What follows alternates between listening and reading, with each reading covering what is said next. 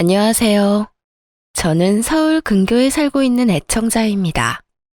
저는 오늘 제가 겪었던 기가 막힌 이야기를 들려드리고자 용기를 내 사연을 쓰게 되었는데요. 어렵게 용기를 내 사연을 보내니 끝까지 함께 해주시면 감사하겠습니다. 그러면 이야기 시작해 볼게요. 저와 남편은 결혼한 지 8년 차 되는 부부였어요. 저와 남편 사이엔 아이가 없었는데 자연 임신이 되지 않아 병원에 다니게 되었고 병원에 다녀도 임신이 되지 않아 포기를 한 그런 상태였어요. 처음엔 남들 잘만 되는 임신이 되지 않아 좌절도 했고 내가 전생에 무슨 죄를 지어서 이렇게 임신이 안 되나 저 자신을 원망했던 적도 있었어요. 남편도 저도 몸은 건강하다고 하는데 도무지 임신이 되지 않으니 그럴 만도 한 상황이었죠. 그렇게 몇 년을 노력하다 남편이 이렇게 말하더라고요. 여보, 나 너무 힘들다. 이제 포기하자. 포기? 정말 괜찮겠어? 괜찮지 그럼. 난 아기보다 당신이 더 중요해. 난 몸도 몸이지만 당신 보고 있으면 마음이 더 힘들어. 그러니까 이제 그만 포기하자. 병원 같은 거 그만 다녀. 그 주사기도 이제 다 버리고. 알고 있었어요. 저를 위해 남편이 저렇게 말해준다는 것을요. 사실 남자보단 여자가 더 힘든 과정이 분명했고 그런 과정 중에 점점 제가 지쳐가니 그런 저를 위해 남편이 먼저 이야기를 꺼내준 것이었죠. 그런 남편의 뜻을 고맙게 받아들이게 되었고 저흰 그렇게 임신은 포기한 채 살아가게 되었어요. 한동안은 참 많이 힘들었지만 모든 걸 내려놓고 나니 점점 마음도 안정되고 아이 없는 생활도 즐기며 살아가고 있었어요. 물론 시댁에서 말이 나올 때마다 스트레스를 받는 점은 있긴 했죠. 예, 너희는 아직도 소식이 없니? 진짜 이대로 포기할 거야? 그렇지 않아도 식구도 없어서 조용한 집에 울음소리라도 들리면 좋으련만. 너희는 정말 자식 없이 살 작정인 게야? 누구보다 아기 기다리는 건 저희란 걸 어머님도 잘 아시잖아요. 그래서 병원도 오래 다녔는데 그래도 안 되는 걸 어쩌겠어요? 어쩌겠어요? 하고 끝날 문제가 아니지 않니? 이젠 아들도 필요 없으니 딸이라도 하나 낳아줬으면 좋겠단 심정이다. 나만 이러니? 나만 이래? 남들 다 가지는 애가 너희는 왜 그렇게 힘든 거니? 병원에 그렇게 다녔으면 한 번쯤이라도 임신이 될 법도 한데 그것마저도 안 되니 돈은 돈대로 날리고 힘은 힘대로 빠지고. 이게 도대체 뭐 하는 짓이냐고? 어쩔 수 없죠. 노력해도 안 되니 이젠 마음 편히 먹고 기다려보려고요. 너는 속 편해서 좋겠다. 나는 이렇게 애가 타는데 넌 그렇게 속 편해서 좋겠다고. 내려놨다고 한들 저라고 마냥 속이 편할 리가 없는데 시무는 꼭 저런 식으로 답답함을 분출했어요. 전 이 정도는 참을 수 있다고 생각했어요. 시댁엔 시무 혼자 계셨는데 시무 말대로 아이라도 있었으면 가끔 보는 손주 재미라도 있었을 텐데 그 재미도 없으니 저런 말 정도는 할 수 있다고 생각하며 이 정도는 그러려니 하고 넘길 수 있었어요. 하지만 도저히 넘길 수 없는 문제가 생겨나고 말았습니다. 시댁엔 제사가 많은 편이었는데 그 중에서도 단연 시부제사는 중요한 집안 행사였습니다. 시모는 늘 저에게 조상한테 잘하면 그게 다 우리한테로 돌아오는 거야. 그러니까 음식 준비하면서 나쁜 생각하지 말고 귀찮다고 생각하지도 말거라. 좋은 마음으로 정성껏 준비해야 한다니 말이야. 특히 네 시아버지 제사상 준비할 때는 더 정성을 쏟아야 한다. 음식도 살아생전 네 시아버지가 좋아했던 것도 추가해서 올리고 라고 제사를 강조하곤 했고 저 역시 며느리 된 도리는 지키고자 시부 제사 땐 더 신경을 쓰는 편이었죠. 시부 제사가 있는 날엔 아침 일찍부터 시댁으로 가 제사 음식을 정성껏 마련하고 시댁에서 시간을 보내곤 했으니까요. 그러던 어느 날 아빠가 갑작스러운 사고로 인해 돌아가시게 되셨어요. 외동딸인 저를 너무나 사랑하며 키워주신 아빠의 죽음은 너무나도 갑작스러웠으며 너무나도 저를 절망스럽게 만들었습니다. 모든 자식이 그러하듯 저 역시 많이 보답하지 못한 마음에 후회스럽기도 했고 더는 따뜻한 아빠 품에 안길 수 없다는 사실이 너무나도 힘들었어요. 그렇게 1년 가까이 저는 슬픔에 잠겨 있었고 남편은 그 시간 동안만큼은 누구보다 다정하게 저를 챙겨주었어요. 남자가 나쁘끄럽게 꽃 같은 거 들고 돌아다니는 거 아니라던 사람이 한아름 꽃을 사와 안기기도 하고 10년이 넘는 세월 동안 장모님께 애교 한번 부려본 적 없는 사람이 친정엄마의 팔짱을 끼고 우리 집에 모셔오기도 했고요. 장모님, 오늘은 저희 집에서 주무시고 가는 겁니다. 아니야, 그냥 밥만 먹고 갈게. 내가 여기서 자면 정서방 불편해서 안 돼. 불편하기는요. 요즘 집사람도 영 힘이 없어서 저도 힘이 없는데 장모님 계시면 집사람이 웃기도 하잖아요. 저한텐 그것만큼 힘나는 일이 또 없는걸요. 그러니까 오늘은 무슨 일이 있어도 주무시고 가셔야 합니다. 제가 특별히 집사람 옆자리도 양보해 드릴게요. 그래? 정서방이 정 그렇다면 오늘은 자고 갈게. 이렇듯 엄마를 모시고 오는 날이면 어떻게 해서든 엄마를 제 옆에서 자게 했고 그런 남편을 보며 저 역시 웃는 날이 생겨나고 있었어요. 돌아온 아빠의 기일날엔 슬프기는 했지만 처음보단 많이 무뎌진 감정으로 제사를 맞이할 수 있었어요. 아빠의 첫 제사이다 보니 제가 모시고 싶었고 남편에게 이런 제 뜻을 말하니 남편도 흔쾌히 알겠다고 하더라고요. 여보, 이제 곧 아빠 기일인 거 알지? 그럼 알지. 얼마 안 남았잖아. 왜? 나 우리 아빠 제사 우리 집에서 지내고 싶어. 첫 제사이기도 하고 내가 차려드려야 마음이 편할 것 같아. 뭘 그런 걸 묻고 그래. 당신이 장인어른 제사 챙기는 건 당연하지. 뭐든 당신이 하고 싶은 대로 마음 가는 대로 다 해. 난 상관하지 말고, 알겠지? 남편은 제 손을 꽉 잡아주며 제가 원하는 건 뭐든 다 하라고 해주더라고요. 앞으로도 우리가 모시자고까지 해주었고요. 그렇게 저와 남편은 한사코 와서 돕겠다는 엄마를 오지 못하게 하고 제사 준비를 시작했어요. 한창 준비하고 있는데 시모에게서 연락이 왔더군요. 요즘 뭐 하고 지내니? 뭐 하고 살길래 연락 한 통이 없어? 죄송해요.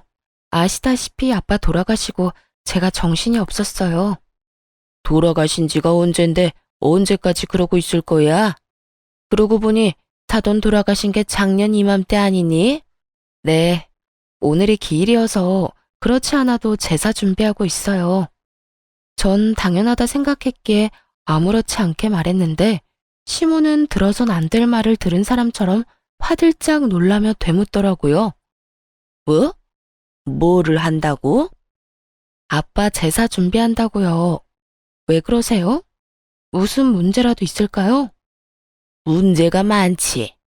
네가 왜 그 제사 준비를 해? 너 출가 외인이야. 그런 네가 왜 친정 제사를 지내냐고. 그게 말이 된다고 생각하니? 정작 말 같지도 않은 말을 하는 사람이 누군데 저에게 이딴 말을 하나 싶더라고요. 요즘 같은 세상에 시댁 친정이 어디 있다고 이런 말을 하는지. 거기에다 시댁 제사엔 그렇게 온갖 정성을 쏟으면서 다른 사람도 아닌 친정아빠의 제사를 챙기지도 못하게 하는 시모를 보며 정말 오만정이 떨어진다는 말이 어떤 건지 단번에 알겠더라고요. 전 말도 안 되는 말을 해대는 시모에게 제 감정을 숨기지 않고 표출했어요. 어머님, 저 외동딸이에요. 저 아니면 제사 준비할 사람도 없는데 당연히 제가 해야죠. 제가 시댁 제사는 다 준비하고 지내는데 저희 아빠 제사 하나 못 지내드리는 게 말이 된다고 생각하세요? 시댁은 시댁이고 친정은 친정이야. 네가 우리 집에 시집 온 지가 10년이 훌쩍 넘었는데 그 정도면 넌 이제 친정하고 연을 끊었다고 봐야지. 어찌됐든 난 절대로 싫으니까 당장 다 때려치우거라. 싫은데요. 이건 어머님이 뭐라고 하시든 제 마음대로 할 거니까 이래라 저래라 하지 마세요. 너 기어코 내가 가서 그 상을 다 엎어야 그만할 거야? 시모는 고래고래 고함을 질러댔고 잠자코 옆에서 듣고 있던 남편이 전화기를 가지고 가 한바탕 난리를 부리더라고요. 엄마, 진짜 적당히 좀 해, 적당히. 이 사람이 장인어른 제사상 좀 차리겠다는데 왜 엄마가 하라 말아야? 당연히 이 사람이 해야 하는 일이잖아. 이 사람 아니면 할 사람도 없고. 너 지금 엄마한테 소리쳤니? 어떻게 다른 것도 아니고 네 마누라 편 든다고 엄마한테 소리를 질러? 난 지금 마누라 편 든다고 엄마한테 소리를 지르는 게 아니라 엄마가 잘못된 행동으로 집사람을 괴롭히니까 소리를 지르는 거야. 만약 집사람이 엄마한테 잘못하면 똑같이 할 거고. 그러니까 이런 걸로 트집 잡지 말고 앞으로 그런 말 할 거면 집사람한테 연락도 하지 마세요. 연락도 하지 마? 뭐? 연이라도 끊으란 말이야? 지금 엄마 말이 그렇잖아. 집사람한텐 자식돌이도 하지 말라고 하면서 엄마는 우리한테 자식돌이 하길 바래? 그건 너무 이기적이지 않아? 하여튼 집사람이 장인어른 제사 지내는 거 가지고 이래라 저래라 하지 마. 계속 그러면 우리도 자식돌이 안 해도 된다는 뜻으로 알고 평생 아빠 제사에도 안 갈 거고 엄마가 죽어도 제사상 안 차려드릴 거야. 시모는 화가 많이 난 듯 일방적으로 전화를 끊어버렸고 남편은 전화기를 들고 연신 한숨을 쉬더라고요. 이런 상황이 곤란하기도 피곤하기도 하다는 듯이요. 다시 이런 일로 당신 괴롭히면 참지 말고 할 말 다 해. 내가 다 막아주려고 노력하겠지만 언제 어디서 어떤 말을 듣게 될지 아무도 모르는 일이잖아. 당신도 마냥 참지 말고 할 말은 다 해야 당신이 상처를 덜 받아. 알겠지? 알겠어. 내가 다 막아준다는 말보다 더 든든했고 남편에게 참 고마웠습니다. 그렇게 제사는 무사히 지내게 되었고 엄마는 남편의 손을 붙잡고 덕분에 잘 치를 수 있었다며 고마운 마음을 전했어요. 남편은 그런 엄마의 이부자리까지 펴주며 이런 날은 혼자 주무시면 안 된다고 눕혀드리기까지 했고요. 이런 남편으로 인해 시모에 대한 섭섭함은 사라지고 없었는데 소식을 전해들은 시누이까지 저에게 연락이 와 저를 위로해 주더라고요. 언니, 이야기 들었어요. 많이 서운하고 속상했죠? 언니가 우리 집 제사 지내준 것만 해도 몇 번인데. 처음엔 속상하기도 하고 섭섭하기도 했었는데 오빠가 잘 달래줘서 괜찮아졌어요. 어머님도 앞으로 제사 문제로 아무 말 안 하기로 했고요. 듣는 내가 다 속상하던데 우리 언니는 마음도 좋아. 오빠가 달래준다고 금방 풀리는 거 보면. 어쨌든 나도 엄마한테 한 소리 했으니까 혹시나 마음에 남은 앙금 있으면 풀어요. 괜히 마음에 담아두면 언니만 힘들잖아요. 그냥 다 잊어버려요. 알겠죠? 알겠어요, 아가씨. 걱정해줘서 고마워요. 시누이까지 나서 시모에게 한 소리 했다고 하니 고맙기도 하고 시모가 불쌍하단 생각마저 들 지경이었어요. 그러면서 제 앙금은 시누이가 말했듯 씻은 듯이 날아가기도 했고요. 그렇게 전 다시 활기를 되찾았고 시댁에서도 좋은 소식이 들려오더라고요. 성격도 좋고 평소 저랑 좋게 지내던 시누이의 결혼 소식이었어요. 결혼 상대가 의사라는 말을 들었을 땐 정말 잘된 일이라며 얼마나 기뻐한 줄 모릅니다. 오죽했으면 남편이 자신보다 제가 더 기뻐하는 것 같단 말까지 했으니까요. 저는 정말 기쁜 마음으로 시누이에게 축하 말을 전했고 시누이 역시 기뻐하며 저에게 시집가서 잘 살겠다고 하더군요. 그렇게 집에는 경사가 났다며 다들 기뻐하고 있는 와중 저에겐 불안한 일들이 일어나고 있었어요. 저를 불안에 떨게 만든 장본인은 다름 아닌 시모였는데요. 시누이가 시집 간다는 말이 나온 뒤부터 묘하게 시모가 저에게 잘 대해주는 느낌이었어요. 어느 날은 시댁에 갔는데 밥상이 다 차려져 있더라고요. 어머님, 이게 다 뭐예요? 보면 모르니? 너 먹으라고 내가 다 차렸어. 다 네가 좋아하는 반찬들이니 마음껏 먹고 맛있으면 싸서 가거라. 혹시 몰라서 넉넉히 해서 소분해서 넣어뒀어. 감사해요. 다 맛있겠어요. 얼른 먹고 설거지는 제가 할 테니 두세요. 아니야, 됐어. 음식 만든 사람이 뒷정리까지 다 해야지. 너는 그런 거 신경 쓰지 말고 맛있게 먹기나 해. 아니에요. 설거지는 하게 해주세요. 제가 마음이 불편해서 그래요. 저는 끝까지 설거지만은 제가 한다고 했지만 시모는 한사코 저를 말리며 직접 설거지를 해버리더라고요. 이런 모습만 해도 불안감이 밀려오는데 시모의 입에선 도저히 상상할 수도 없는 말이 나왔습니다.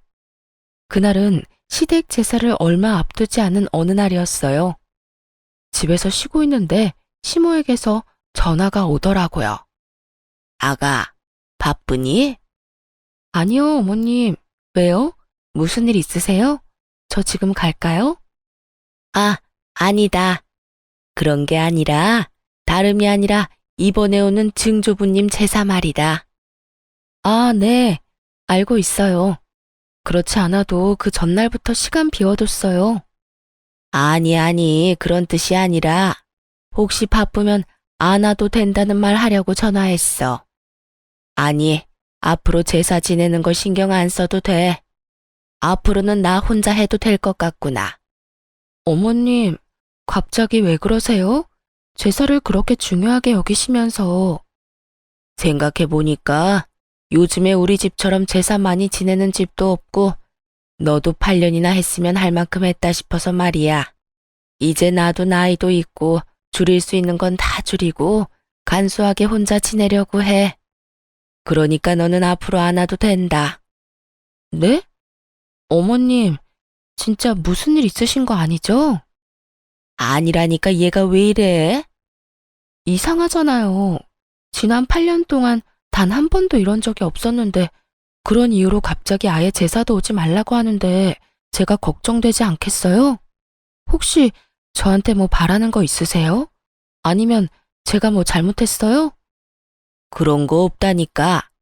하여튼 이번 제사부터 안 와도 되니 그런 줄 알고 푹 쉬거라. 그렇게 중시하며 8년 내내 비가 오나 눈이 오나 제사 하나만큼은 챙기던 시모가 이런 말까지 하니 불길할 수밖에 없었죠. 도대체 무슨 일인가 하고 생각을 해봤더니 이유는 하나뿐이더라고요. 신우이의 결혼. 시기상으로도 상황상으로도 그 원인은 신우이 결혼밖에 없었고 전 남편을 붙잡고 추궁 아닌 추궁을 하게 되었습니다. 여보, 솔직하게 말해봐. 어머님, 나한테 뭐 바라는 거 있으시지? 어? 우리 엄마가? 갑자기 왜? 글쎄 이상하잖아. 8년 내내 나한테 밥상 받아먹던 분이 요즘 따라 집에 불러서 가보면 밥상이 떡하니 차려져 있기도 하고 요즘엔 나한테 설거지도 안 시키셔. 그것뿐인 줄 알아? 그렇게 제사 노래를 부르던 어머님이 그제는 갑자기 연락이 와서 제사를 오지 말라고 하더라니까. 당신 같으면 이상하지 않겠어? 난 지금 이 상황이 굉장히 이상하거든. 그러니까 솔직하게 말해봐. 아가씨 결혼 때문에 나한테 뭐 바라는 거 있으시지? 왜? 가전이나 가구 사달래? 냉장고? 아니면 세탁기? 아니면 침대? 뭔데? 말해봐. 아니야. 바라긴 뭘 바래. 그런 거 아니니까 신경 쓰지 마. 그냥 이제서야 당신한테 그렇게 해주고 싶으셨겠지. 남편은 한사코 아니라며 손사래를 쳤지만 저는 아닌 게 아니란 걸 알 수 있었어요.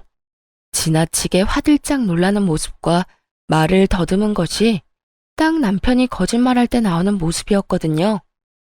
여보, 그냥 솔직하게 말해봐. 나 화 안 내.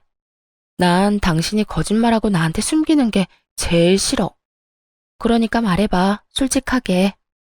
전 남편을 끝까지 닥달했고 제 눈치를 살피던 남편이 무거운 입을 열었어요. 그게 사실은 엄마가 혜은이 집이라도 해서 보내주고 싶나 봐. 집? 왜? 상대방 집안에서 집까지 해오라고 한대? 그런 건 아닌데 의사 집안에 시집 가는데 집이라도 해가야 혜은이 기가 좀 살지 않겠냐고 말이야. 그러면서 하는 말이 장인어른 사망보험금으로 혜은이 집 한 채 해달라고 하더라고. 물론 나는 그 자리에 펄쩍 뛰면서 안 된다고 했어. 혜은이도 그 말 나오자마자 그건 절대 안 되는 일이라고 했고. 당신한테 아무 말도 안 한 건 혹시나 당신이 오해할까봐 그랬어. 우리는 진짜 그럴 생각도 없는데 혹시나 당신이 우리도 그런 생각으로 당신을 대한다고 생각할까봐.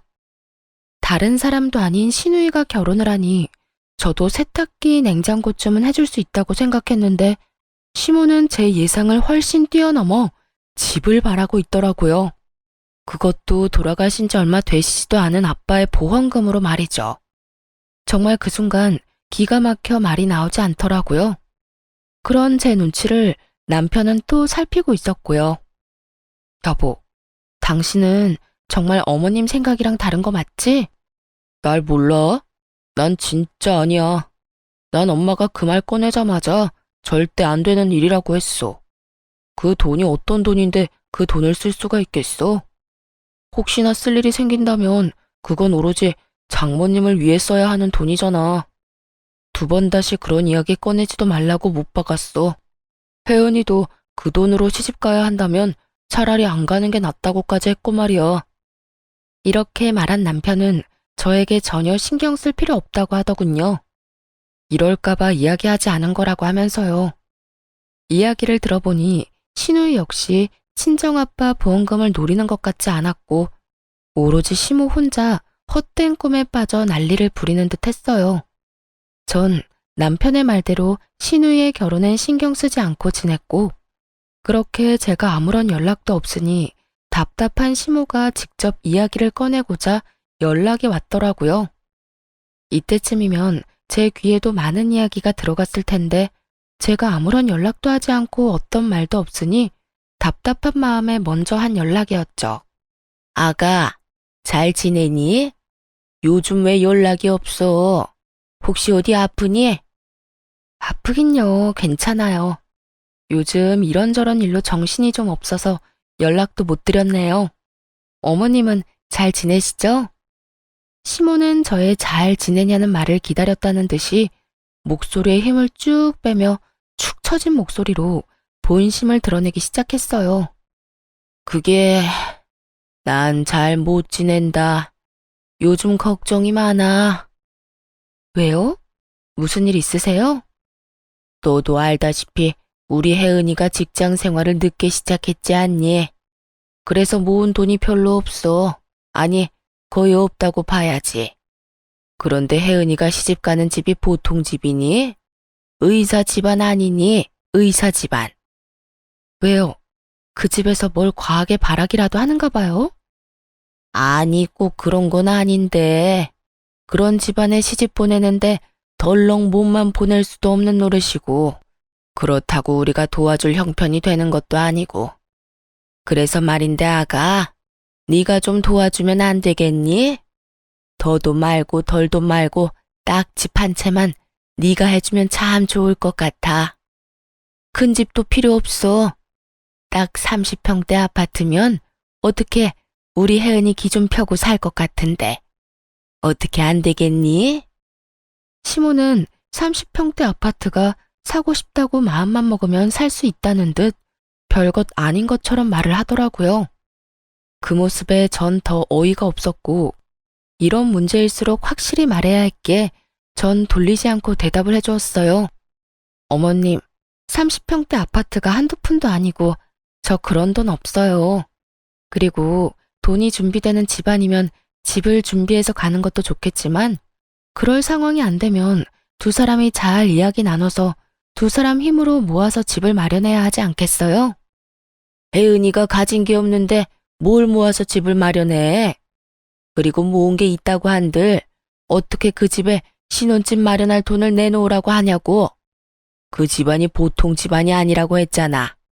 그냥 집안이 아니라 의사 집안이라고. 그런 집에 시집 가면서 집 한 채 정도는 해야 할 거 아니니? 조금 전까진 아가 하며 상냥하기 그지없던 시모는 제가 단칼에 거절하고 나서자 180도 바뀐 언행으로 화를 내기 시작하더군요. 그런 시모의 모습에 저 역시 화가 올라오기 시작했지만 같이 화를 낸다고 한들 남는 것도 없기에 최대한 차분히 시모와 대화하려 애썼어요. 그러면 그렇다고 솔직하게 아가씨랑 결혼할 남자한테 말을 해야죠. 저한테 이렇게 돈 내놓으라고 할 게 아니라요. 글쎄 그렇게 해서 결혼하면 우리 혜은이가 평생 기죽어서 살 거 아니니? 나는 그 꼴은 못 본다. 그러니까 잔말 말고 네가 집 한 채 마련해줘. 그러면 될 문제인데 왜 이렇게 일을 키우니? 너 돈이 있지 않니? 돈이 없는 것도 아니면서 왜 이렇게 쪼잔하게 굴어? 평소에 너랑 혜은이랑 사이가 안 좋은 것도 아니고 사이도 좋으면서 왜 이렇게까지 째째하게 구냔 말이야. 사이 좋은 거랑 집 한 채 해주는 거랑은 별개예요. 그리고 저한테 그런 큰 돈이 어디 있어요? 있잖아. 네 아빠 사망보험금. 사돈 돌아가시면서 사망보험금 많이 받은 거 나도 다 안다. 내가 네 아빠 제사도 지내게 해주는데 넌 고작 집 한 채 못 해주니? 결국 시모의 입에서 아빠의 사망보험금 이야기가 나오고야 말았고 더는 화를 참을 필요가 없다고 생각했어요. 다른 것도 아닌 아빠의 목숨값을 자격도 없는 시모가 저리도 당당하게 요구하는 모습을 보며 참을 필요성이 사라졌기 때문이었죠. 저한테 사망보험금이라도 맡겨두셨어요? 그런 것도 아니면서 어쩌면 이렇게 당당하게 요구하세요? 그 돈 다른 것도 아니고 저희 아빠 목숨값이에요. 그 목숨값으로 아가씨 아파트나 사주라고요? 제가 왜 그래야 하는데요? 저는 그러고 싶지 않아요. 저 아가씨 좋아하는 거 맞는데 그래도 아닌 건 아니죠. 저는 절대로 해드릴 생각 없으니까 더는 이런 일로 연락하지 마세요. 너 진짜 이렇게 매정하게 굴 거야? 너 때문에 우리 혜은이 의사 집안에 시집 못 가게 되면 네가 책임질 거야? 집 못해 간다고 못 갈 시집 같으면 가지 말라고 하세요. 그리고 그렇게 해서 시집 못 가게 되면 그건 제 책임이 아니라 집 한 채 바라는 집에 시집 간다고 욕심부린 아가씨 책임이죠. 그러니까 어머님, 애먼데 책임 전가하지 말고 이럴 시간에 아가씨한테 예비 신랑이랑 이야기나 잘 나눠보라고 하세요. 너 지금 시험이 가르치니? 어디서 버르장머리 없게 시어미한테 이래라 저래라 해야? 넌 친정에서 그렇게 배웠니? 그깟 돈으로 유세 부리면서 시어미한테 이따위로 굴라고 네 엄마가 가르쳤어? 그럴 리가 있겠어요? 친정에선 이런 것까진 가르치진 않죠. 아니, 가르칠 필요가 없죠. 이런 듣도 보도 못한 요구를 할 거라고 어느 친정엄마가 생각이나 하겠어요? 뭐야? 어머님, 저희 엄마가 이런 사실 알면 저 당장 이혼하라고 할 거예요. 이 경우 없는 상황을 참고 살라고 할 엄마가 어디 있겠어요? 그러니까 저한테 더는 이런 이상한 요구하지 마세요. 전 집을 마련할 돈도 생각도 전혀 없으니까요. 그러면 저 끊을게요. 그렇게 전화를 끊고 나서도 흥분이 가라앉지 않더라고요. 어떻게 감히 아빠 사망보험금을 욕심낼 수 있는 것인지 이해도 되지 않았고요. 그렇게 한참을 씩씩거리고 있으니 어느새 퇴근을 한 남편이 집으로 들어오더라고요. 뭐야? 당신 무슨 일 있어? 화난 표정인데. 어머님, 결국 나한테까지 전화해서 아빠 사망보험금으로 아가씨 30평대 아파트 사주라고 하더라. 당신한테 이야기 듣고 어느 정도 각오하고 있었는데도 막상 직접 들으니까 너무 화가 나서 화시키고 있었어. 뭐? 그게 정말이야? 내가 그렇게 이야기했는데. 아, 진짜 어머님 왜 그러셔? 애도 아니고 무작정 우기는데 내가 진짜 열불나서. 거기에다 내가 계속 안 된다고 하니까 친정까지 들먹이더라? 제사 가지고 서운하게 하더니 이제 돈이야? 왜 그러신데 진짜. 일단 내가 미안해. 엄마가 당신한테까지 전화해서 그럴 줄은 몰랐어. 있어봐. 내가 당신 듣는 데서 확실하게 못 박을게. 남편은 노발대발 화를 내며 바로 시모에게 전화를 걸어 한바탕 쏟아내기 시작했어요. 엄마, 진짜 왜 그래요? 내가 그러지 말랬잖아. 그 돈 엄마가 맡겨놓은 돈 아니라고 했지. 어떻게 엄마가 사돈 사망보험금을 아무렇지도 않게 내놓으라고 할 수가 있어? 그러면 어떻게 하니? 네 동생 파혼이라도 하길 바라는 거야? 엄마한테 이렇게 화낼 게 아니라 이럴 시간에 네 마누라 설득이나 시켜. 이러다 진짜 네 동생 파혼이라도 하는 날엔 이 엄만 화병 나서 못 사니까. 엄마가 화병 나기 전에 내가 화병 나게 생겼다고. 한 번만 더 이런 이야기 꺼냈다간 아무리 엄마라도 나 가만 안 있어. 당장 연이라도 끊어버릴 거라고. 그러니까 그런 줄 아시고 다신 그런 이야기 꺼내지 마세요. 너 이 녀석아. 아무리 그렇다고 한들 어떻게 이 엄마한테 연을 끊자고 해? 내가 오죽했으면 이러겠어? 지나가는 사람 붙잡고 물어봐. 열이면 열, 백이면 백. 다 엄마가 이상하다고. 엄마가 잘못했다고 할 테니까. 하여튼 난 내 뜻 확실하게 전했으니 이젠 엄마가 결정해. 계속 말도 안 되는 요구해서 아들 며느리랑 연 끊고 살아갈지 아니면 우리 보살핌 받으면서 살아갈지. 시모에게 한바탕 쏟아낸 남편은 그래도 화가 풀리지 않는지 이번엔 신우이에게 전화를 걸어 시모가 한 짓을 알려주며 한바탕 쏟아냈어요. 혜은아, 오늘 엄마가 네 언니한테 전화해서 너한테 아파트 한 채 사주라고 했다더라. 너 알고 있었어? 뭐? 그게 정말이야? 아, 진짜 엄마 왜 그래? 그 이야긴 그때 끝난 이야기잖아.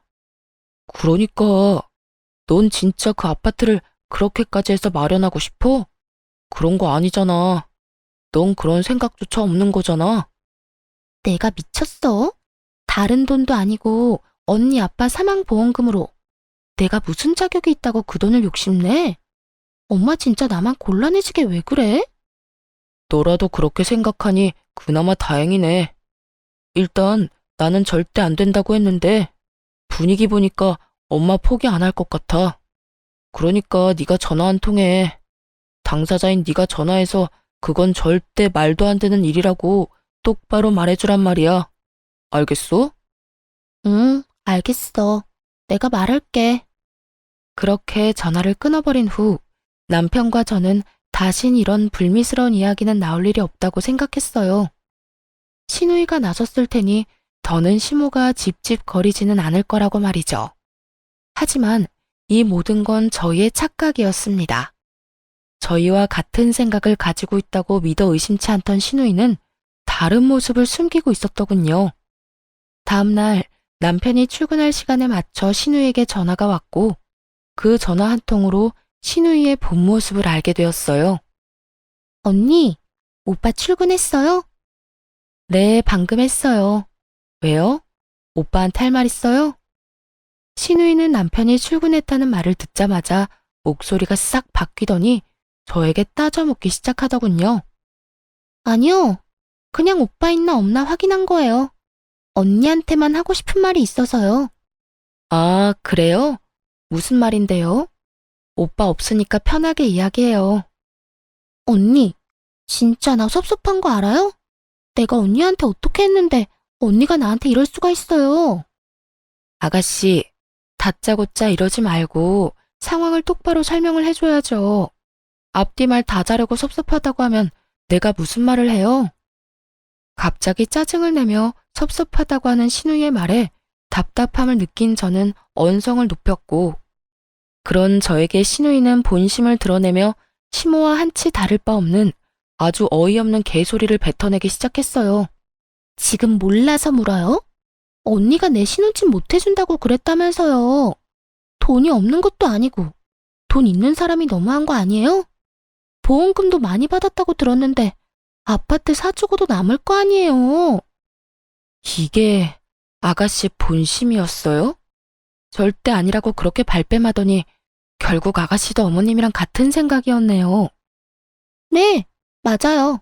내가 다 엄마 시킨 거예요. 나 아니면 엄마가 어떻게 사망보험금으로 그 큰 금액을 받았단 걸 알겠어요? 나니까 이리저리 알아보다 알아낸 거지. 하여튼 그게 중요한 게 아니라 아파트 좀 해줘요. 그냥 투자한다고 생각하고 해주면 되잖아요. 들어보니 시모가 그렇게 막무가내로 군 건 다 신우이 때문이었더군요. 신우이는 뒤에서 시모를 부추기며 저를 압박하고 있었고 본인은 시모의 뒤에 숨어 착한 척하고 있었던 것이었죠. 거기에다 남편이 알면 난리가 날 것이 분명하니 교묘하게 시모를 이용해 저에게 돈을 뜯어낼 계획이었던 것이죠. 그런데 끝까지 제가 버티며 싫다고 하자 더는 시모만 믿고 있을 수는 없다 싶었는지 남편이 없는 시간에 저를 압박하려고 전화를 걸었던 것입니다. 신우이는 시모보다 더 난리를 부리며 돈을 내놓으라고 우겨대고 있었고 전 밀려오는 배신감과 분노에 핏대를 세우며 말했죠. 그건 절대로 안 되니까 정신 좀 차려요. 아가씨가 어제 오빠한테 그랬죠? 그 돈이 어떤 돈인데 아가씨가 그 돈을 욕심낼 수 있겠냐고요. 그 말 그대로 돌려줄게요. 그 돈 내 돈 아니고 우리 친정엄마 돈이에요. 그런 엄마 돈을 내가 어떻게 욕심낼 수 있겠어요? 친정 돈이 언니 돈이고 그런 거 아니겠어요? 아니, 말이야 바른 말이라고. 친정엄마 돌아가시고 나면 그 돈 다 언니 돈 될 건데 미리 받아와서 좋은 일 좀 하면 되는 거잖아요. 신우이는 결국 하면 안 되는 말까지 짓거리고 있었고 결국 전 신우이에 대한 모든 대우를 내려놓게 되었습니다. 야, 지금 말 다 했어? 친정엄마 돌아가시면 다 내 돈이 된다고? 어떻게 그딴 말을 아무렇지 않게 할 수가 있어? 아무리 돈에 눈이 멀고 의사 남편에 환장했다고 해도 그런 말까지 하는 건 아니지. 왜요? 내가 틀린 말 했어요? 맞잖아요.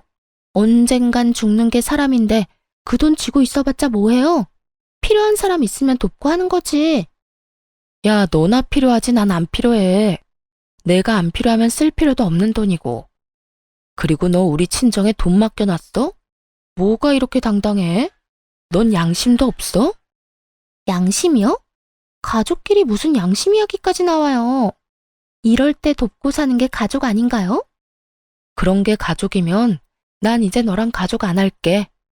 그간에 정이 있어서 웬만하면 좋은 말로 끝내려고 했더니 도저히 안 되겠네. 다신 나한테 연락도 하지 말고 나한테 뭘 바라지도 마. 가족이라고 생각하지도 말고. 아니 언니, 그렇게 화만 내지 말고 잘 생각해보라고요. 내가 잘 되면 다 좋은 일 아니에요?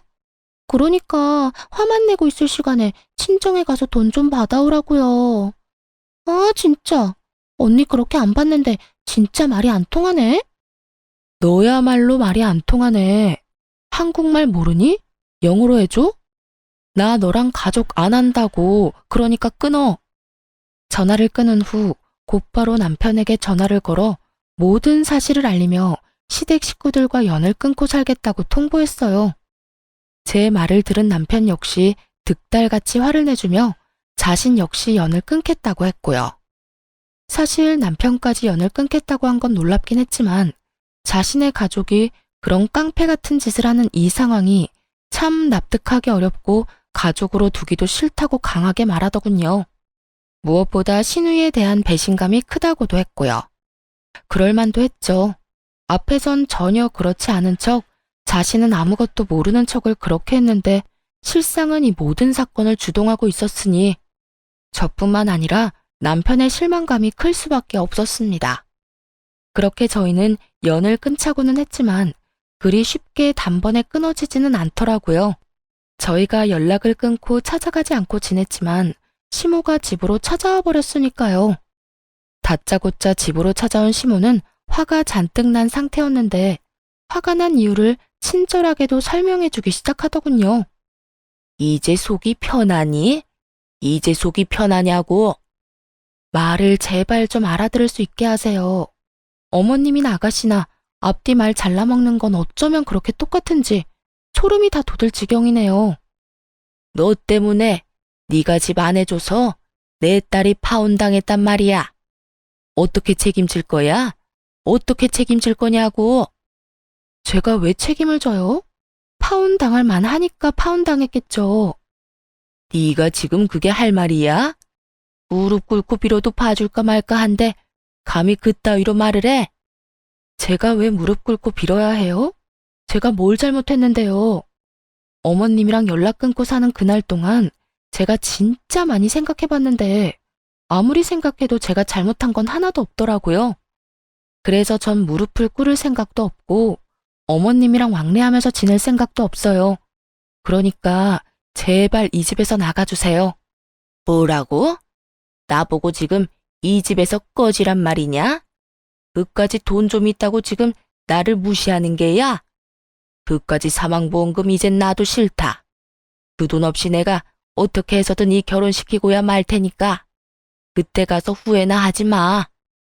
네, 후회는 절대 안 할 테니 알아서 다 해보세요. 그리고 제발 이런 일로 찾아오지 마시고요. 시모는 끝까지 저를 노려보다 집으로 돌아갔고 얼마 후에 이상한 소식이 들려오더라고요. 신우이가 결국 결혼하게 되었다는 소식이었죠. 들어보니 시모가 있는 돈 없는 돈 다 끌어모아도 턱없이 모자라 무리한 대출까지 받아 돈을 쥐어주었다고 하더라고요. 그런데 문제는 그 돈을 신우이도 아닌 그 상대방 남자에게 줬다더군요. 전 아무래도 이상해 신우이에게 연락을 걸어 자세히 물었지만 소용없는 짓이었어요. 신우이는 제 말을 들으려 하지도 않았으니까요. 아가씨, 돈 마련했다면서요? 왜요? 내가 잘 될까봐 배 아파서 전화했어요? 걱정되어서 전화했어요. 집 마련할 돈을 왜 그 남자를 줬어요? 그런 건 아가씨가 가지고 있다가 아가씨가 계약금 내고 아가씨가 잔금 치러야죠. 그러지 말고 지금이라도 그 돈 받아와요. 아무리 결혼할 사이라고 해도 그렇게 돈을 주고받는 거 아니에요. 아직 결혼한 사이도 아니잖아요. 진짜 별 참견을 다 하네. 이보세요, 언니. 이제 와서 친한 척 좋은 사람인 척 하면서 다시 들러붙고 싶은가 본데 이미 늦었다고요. 돈은 엄마가 다 마련해줬고 우리 똑똑한 예비신랑이 알아서 다 한다고 했으니까 언니는 괜한 걱정하는 척 하지 말고 연락하지 마세요. 5천만 원짜리 약혼 반지도 해준 사람이라고요. 결혼 반지는 따로 해준다고 했고요. 그러니까 떠난 버스에 손 흔들지 말고 언니랑 오빠는 행복하게 사세요. 살면서 힘든 일 있어도 절대 연락하지 말고요. 나 아가씨한테 뭐 바라는 것도 없고 진짜 걱정되어서 하는 말이니까 돈은 꼭 돌려받아요. 꼭 돌려받으라고요. 내가 알아서 한다니까. 나 바쁘니까 끊어요. 이렇듯 신우이는 제 말을 들으려 하지도 않고 있었고 저는 설마 하는 마음으로 그냥 내버려두기로 했어요. 저는 할 만큼 했고 저렇게 믿어 의심치 않는데 더 나서는 것도 아니라 생각했으니까요. 거기에다 이렇게 하나둘 신경 쓰다간 정말 연을 끊을 수 없을 거라 생각하기도 했고요. 그 뒤로 저는 2번 다시 그쪽으로 신경 쓰지 않고 살았고 남편 역시 마찬가지였어요. 그렇게 한 달쯤 지났을까요? 다시 시댁에서 소식이 들려오더라고요. 그건 바로 신우이의 소식이었는데 결국 결혼이 파토 났다는 소식이었어요. 알고 보니 신우이의 예비신랑은 의사를 사칭하는 사기꾼이었다고 하더군요. 앞서 말했듯이 시모는 사기꾼인 남자를 어떻게 해서든 붙잡아 보려 있는 돈 없는 돈 대출까지 끌어다 돈을 갖다 주었고 사기꾼은 그 돈을 가지고 한동안은 신우이와 결혼 준비를 하는 척하다 하루아침에 사라져버렸다고 하더군요. 신우이가 그렇게 자랑하던 반지 역시 큐빅 반지였고 그 모든 것이 사기였던 것이었죠. 시모는 대출이자를 감당하지 못해 집을 팔았고 신우이도 반쯤 정신이 나가버려 시모가 새로 얻은 단칸방에서 술에 미쳐 살고 있다고 하더군요. 이 모든 소식을 작은아버님께 들은 남편이 씁쓸한 표정을 지으며 이렇게 말하더군요. 어쩌겠어. 다 자기 무덤 자기가 판 거지. 그러게 그 돈을 왜 사기꾼한테 다 줘버려? 당신이 그렇게까지 말렸으면 그때라도 생각이란 걸 해봤어야지. 내가 그때 좀 더 적극적으로 말렸어야 했었나 봐. 아니, 신고라도 할 걸. 아니다. 사람이라도 붙여볼 걸 그랬어. 됐어. 자책하지 마. 당신은 할 만큼 했어. 그러니까 그런 생각으로 당신 괴롭히지 마. 그래도 어쩔 수 없이 마음이 안 좋네. 나도 속은 쓰리지만 어쩌겠어. 너무 애지중지 키워서 세상 무서운 줄 몰랐는데 이참에 배우는 게 있겠지. 혜은이도 다 큰 성인이고 어른인데 어른답게 잘 이겨낼 거라 생각해. 그러니까 당신도 마음 쓰지 마. 남편이 이렇게 말을 해줘도 한동안은 마음이 편치만은 않았어요. 하지만 저는 최선을 다해 말렸고 그런 저를 무시했던 건 신우이였으니 저는 남편의 말대로 할 만큼 했다고 생각하기로 했습니다. 그 뒤로 거짓골을 한 시모가 집으로 한번 찾아왔는데요. 쫄딱 망한 자신을 구제해달라며 이 집에서 살고 싶다, 뭐 이런 부탁을 하려고 왔더라고요. 그런데 남편이 곧바로 집을 내놓고 저흰 다른 동네로 이사를 갔어요. 시모가 먼저 우리를 찾을 경우의 수를 다 끊어버린 거죠. 한번 한다고 하면 하는 남편이기에 남편은 확실히 저와 시모의 연을 끊어주었고 덕분에 전 좀 더 편한 마음으로 살고 있어요. 그리고 저에게 좋은 소식이 있어요. 그건 바로 임신 소식인데요.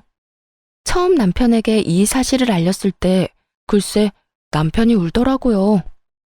여보, 나 임신했어. 나 진짜 임신했다고. 그게 정말이야? 진짜야? 이거 꿈 아니지? 그래, 정말 임신이야. 며칠 전에 테스트기 했는데 2줄이길래 오늘 병원 다녀왔더니 임신 맞대. 5주차 들어섰대. 진짜 꿈 아니야? 진짜 임신이야? 여보, 고마워. 여보 진짜 고생했다. 진짜 우리 고생했다. 울긴 왜 울어. 기분 좋은 날에. 우리 앞으로 진짜 잘 살자. 진짜 열심히 살자. 그래, 진짜 고맙다 고마워. 내가 앞으로 더 잘할게. 이렇듯 저희는 더 애틋하게 지내고 있어요. 늦은 나이 한 임신이라 뭐든 조심스럽고 때론 두려운 마음도 들지만 오래 기다리고 간절히 바랬던 만큼 그 누구보다 열심히 노력해서 아이와 남편과 함께 잘 살아보려고요. 남편은 오랫동안 바래왔던 승진도 하게 되어 요즘 입꼬리가 내려올 새가 없이 웃고 다니곤 하는데요. 그야말로 겹경사가 생겨 요즘 저희 집엔 행복이 가득 차 있는 상태예요. 이런 행복함을 느낄 때마다 어쩔 수 없이 시모와 시누이가 생각나곤 하는데요. 다시 왕래하고 싶다거나 연락하고 싶어서 생각나는 건 아니고 남편이 걱정되어서 생각이 나는 것 같아요. 엄연히 따지자면 저는 피 한 방울 섞이지 않은 남이지만 남편은 그렇지 않으니까요. 그래서 전 가끔 남편에게 시댁 식구들과 왕래하고 지내고 싶다면 알아서 하라는 말을 하곤 했는데요. 남편은 그때마다 이렇게 말하더라고요. 싫어. 나도 당신만큼 우리 식구들한테 정 떨어졌고 실망도 많이 했어. 그만큼 배신감도 크고 말이야. 혹시나 살면서 이 감정도 무뎌지고 다시 보고 싶어지는 날이 오면 그땐 당신한테 말할게. 우리 가족들 얼굴만 보고 와도 되겠냐고 말이야. 그러니 그때 알겠다고만 해줘. 난 그거면 돼. 그래서 저도 이런 남편의 뜻에 따라주려고 합니다. 이제 떠나간 시댁을 걱정하지 말고 저희의 품에 찾아올 새로운 가족의 행복을 위해 살아가 보려고요. 그리고 그 많은 일들에도 제 옆을 지켜준 남편을 이젠 제가 지켜주려고 해요. 다들 응원해 주실 거죠? 저의 긴 사연도 끝이 났어요. 지금까지 저와 함께 해주셔서 감사합니다. 행복하세요.